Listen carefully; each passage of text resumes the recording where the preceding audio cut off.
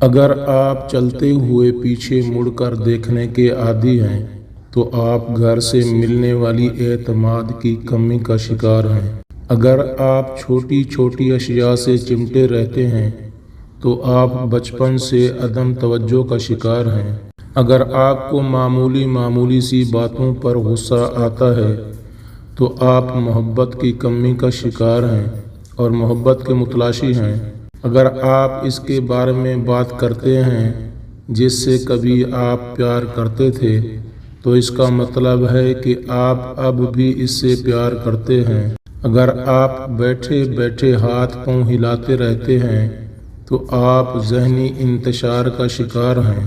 اگر آپ سیدھی لائن میں بآسانی نہیں چل سکتے تو یقین کیجیے آپ طلسماتی خرابی کا شکار ہیں۔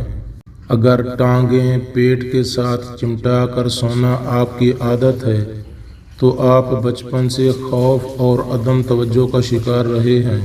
اگر آپ ناک میں انگلی ڈالنے کے عادی ہیں تو آپ کسی نفسیاتی الجھن کا شکار ہیں۔ اگر آپ کا بچہ افق یا آسمان پر نظر جمائے رکھتا ہے تو یقین کیجیے وہ رومانی دماغ اور گہری سوچ کا مالک ہوگا۔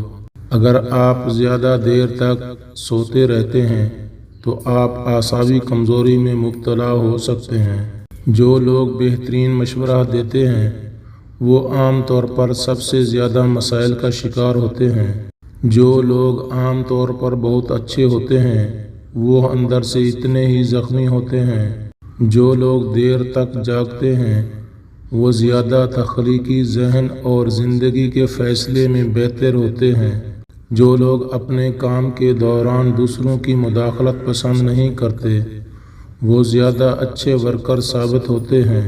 جو لوگ بہت جلدی آپ کے ساتھ دوستی کرنے میں کامیاب ہو جاتے ہیں وہ اکثر آپ کو دھوکہ دیتے ہیں۔ جو شخص سب کو خوش رکھنے کی کوشش کرتا ہے وہ اکثر تنہا رہ جاتا ہے۔ جو بچے جلدی بولنا شروع کر دیتے ہیں ان کی یادداشت بہت مضبوط ہوتی ہے۔ جب آپ مسکراتے ہیں تو آپ کی توانائی کئی گنا زیادہ بڑھ جاتی ہے۔ جب کوئی آپ کا نام پکارے اور آپ فوراً جواب دیں یا سن لیں تو یہ صحت مند دماغ کی علامت ہے۔ جب آپ کسی سے ہاتھ ملاتے ہیں تو اگر وہ شخص آپ کا ہاتھ فوراً نہیں چھوڑتا تو سمجھ لیجیے کہ آپ ایک بہت پر اعتماد شخص سے مل رہے ہیں۔ جن لوگوں کی سونگھنے کی حس بہت اچھی اور تیز ہوتی ہے ان کا دماغ بھی تیز ہوتا ہے۔ آپ کا ذہن ویسا ہی کام کرتا ہے جیسا کہ آرڈر وصول کرتا ہے۔